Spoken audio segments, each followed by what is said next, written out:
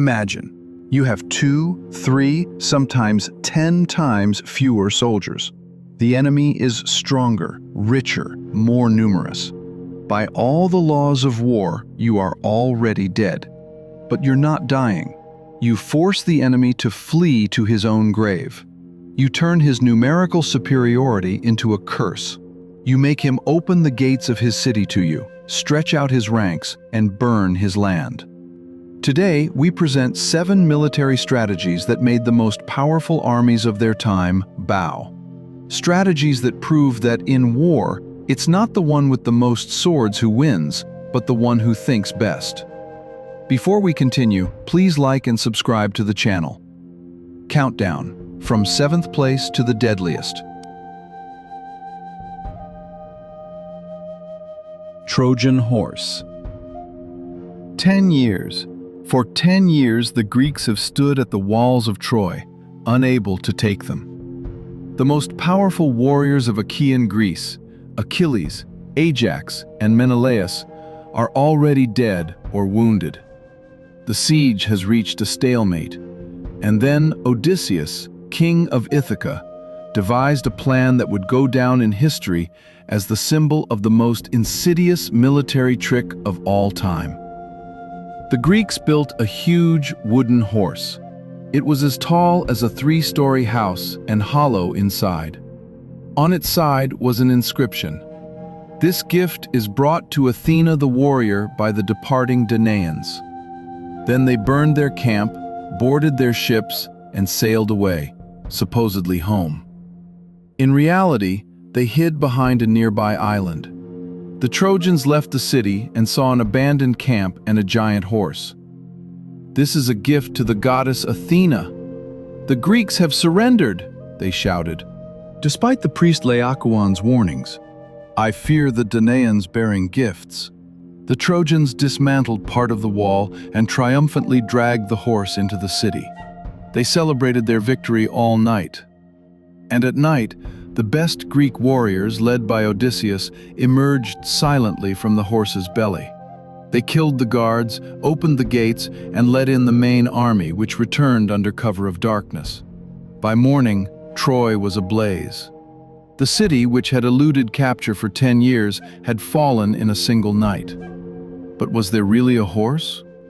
Archaeologists have found evidence of a great fire and a brutal assault on Troy around 1180 to 1250 BC, the very time Homer speaks of. However, there is no evidence of the giant wooden horse's existence. This is most likely a beautiful legend.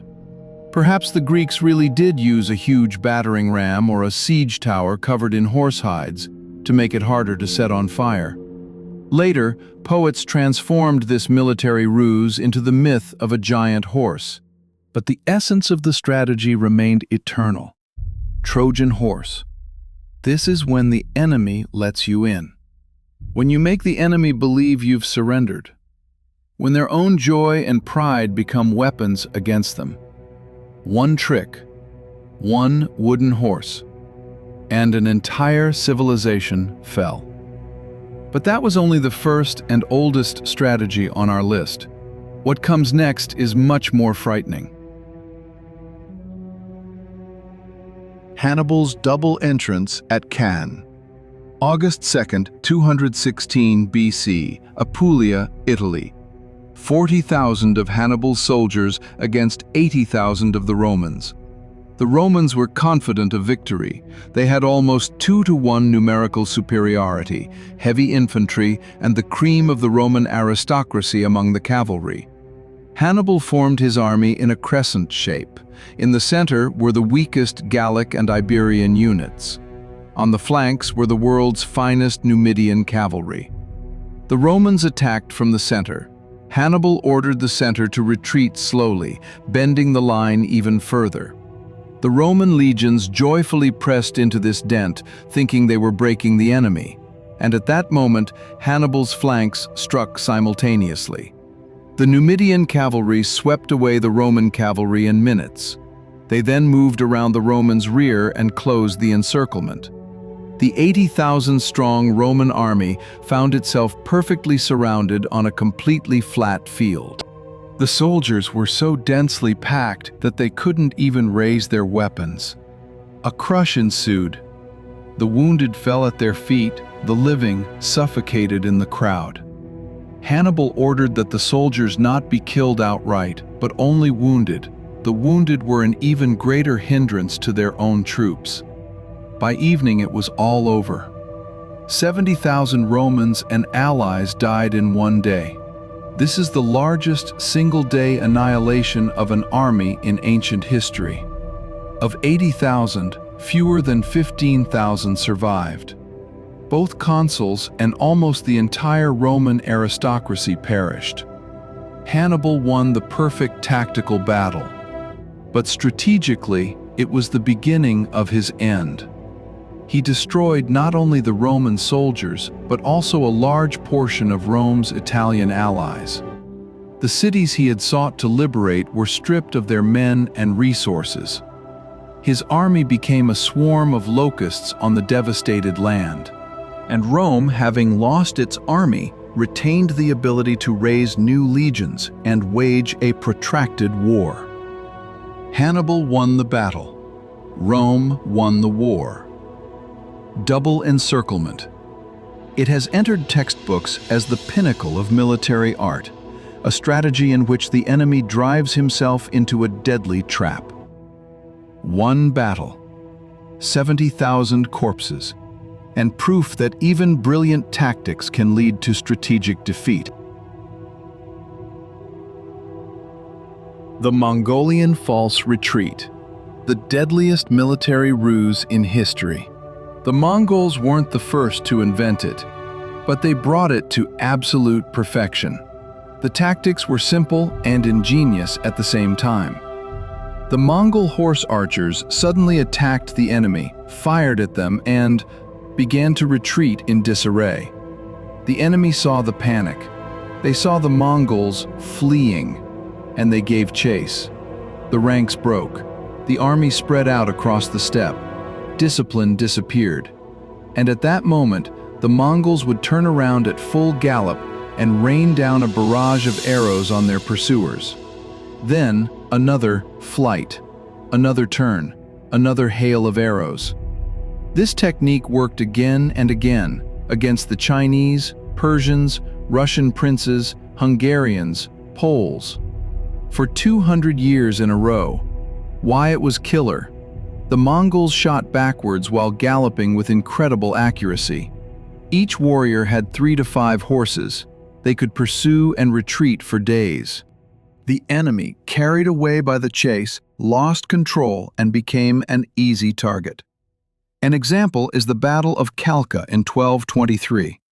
The Russian princes, confident of victory, rushed to pursue the fleeing Mongols. Within hours, their army was completely annihilated.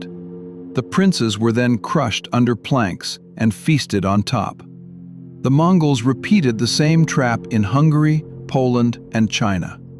Armies that were many times larger than their own number were sent to their own slaughter. It wasn't just a tactic. It was a strategy that allowed a small steppe army to conquer the largest land empire in human history. The Mongols didn't win by sheer numbers. They won by forcing their enemies to destroy their own armies. The same trick. 200 years, thousands of kilometers, millions dead. Russia's slaughtered earth of 1812. June 1812. Napoleon invades Russia with the Grand Army, almost 700,000 men. The Russians refuse to engage in a general battle. They retreat and burn everything behind them. Villages, fields, warehouses, bridges, mills, even the grass in the meadows. The French advance and find themselves in a desert. No food, no fodder for the horses, no shelter, no way to replenish supplies. By autumn, the Grand Army is already melting. And then comes the Russian winter. Of the 700,000 people back, less than 30,000 returned beyond the Niemen. Scorched earth strategy turned a huge territory of Russia into a weapon.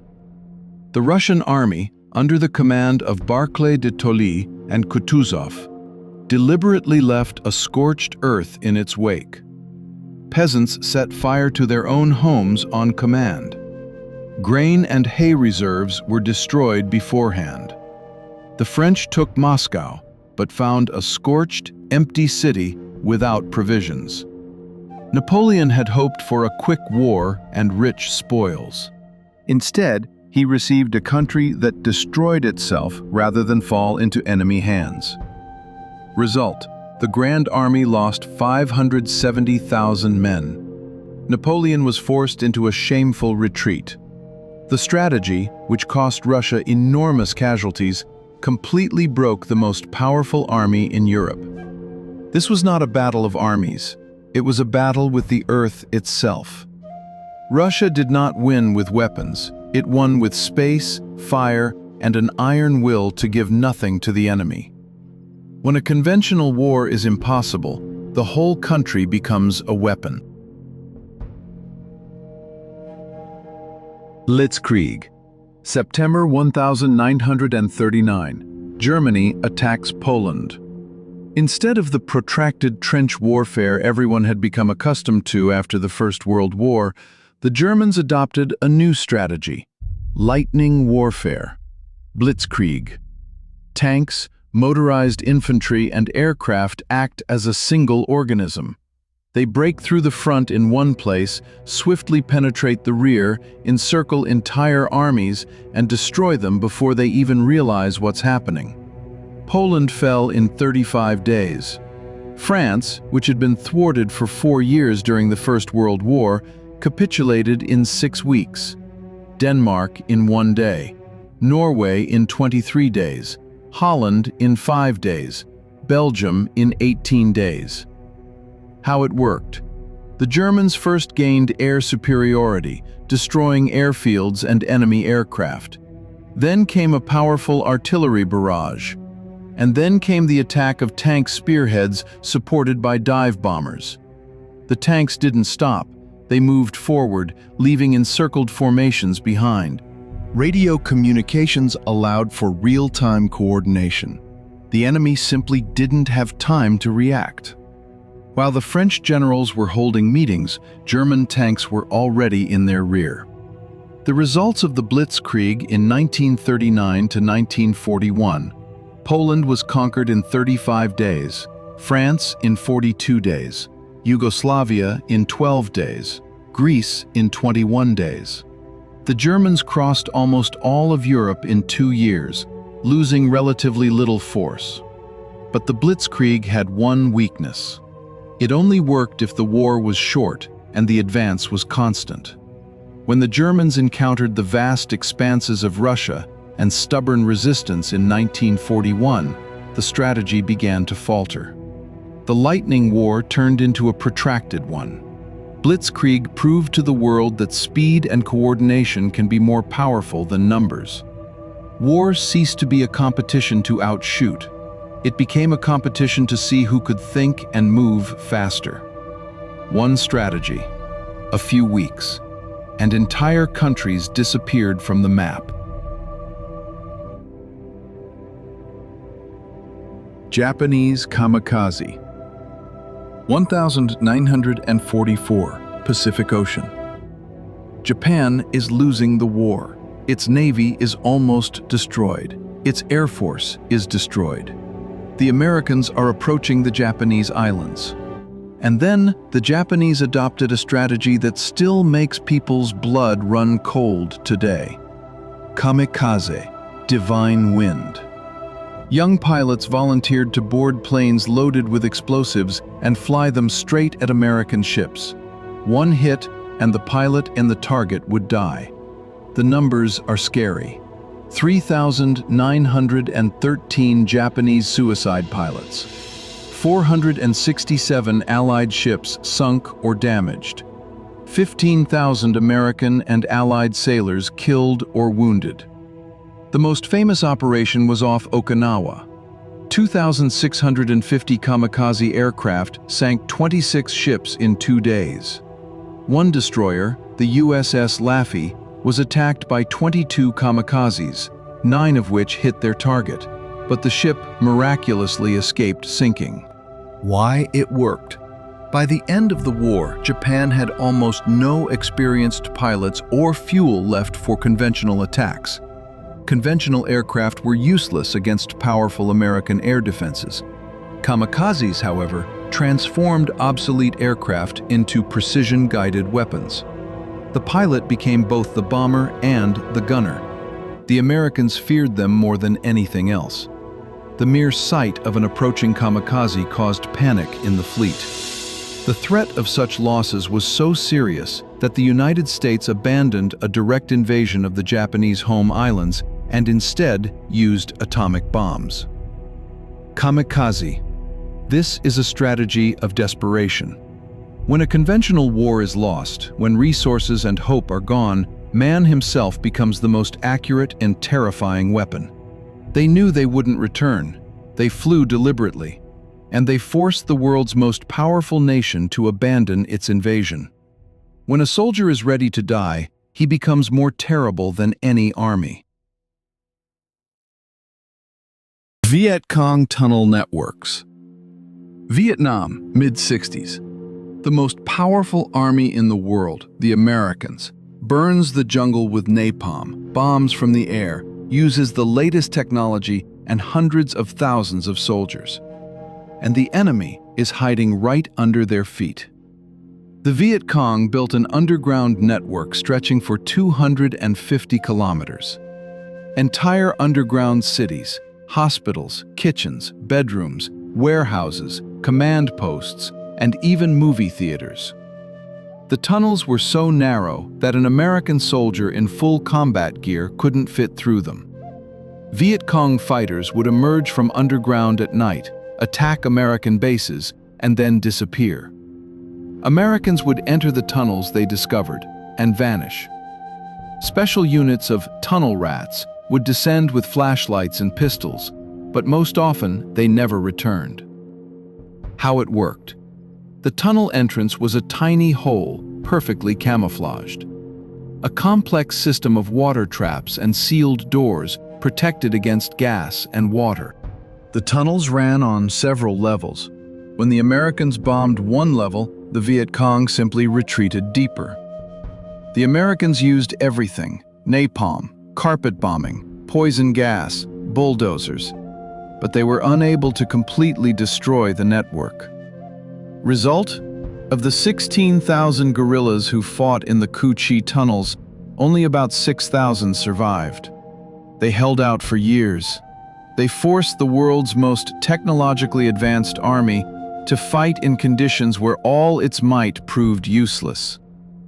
Tunnel networks is a strategy in which you turn the ground beneath your enemy's feet into your primary weapon. When there's no chance of winning in open combat, you retreat underground and force your enemy to fight where they're blind and helpless. The superpower was unable to defeat the people who literally lived under its feet. The deepest and most patient strategy on our list. 7 strategies, 7 different eras, 7 ways to defeat a more powerful enemy. The Trojan horse taught us that the enemy can let us in. Cannae showed how an enemy's strength can be their undoing. The Mongol retreat proved that lies kill more than steel. Scorched earth turned an entire country into a weapon. Blitzkrieg demonstrated the power of speed. Kamikaze attacks turned death into a weapon. The Viet Cong tunnels proved that even a superpower is powerless against what it cannot see. There is one main conclusion. In war, the winner isn't the one with the most soldiers, guns, or money. The winner is the one who thinks better, who is willing to turn their weakness into a weapon, who isn't afraid of unconventional solutions. These strategies work not only on the battlefield, they work in life, in business, in competition, in any situation where you are weaker than your opponent. Write in the comments, Which strategy out of the 7 impressed you the most, and why? What strategy would you least like to encounter in real life? Which of them, in your opinion, still works in the modern world? I will definitely read and respond to the most interesting comments. If you enjoyed the video, please give it a like. It really helps the channel. Subscribe and turn on the bell so you don't miss future episodes. Here's the story as it is. See you in the next video.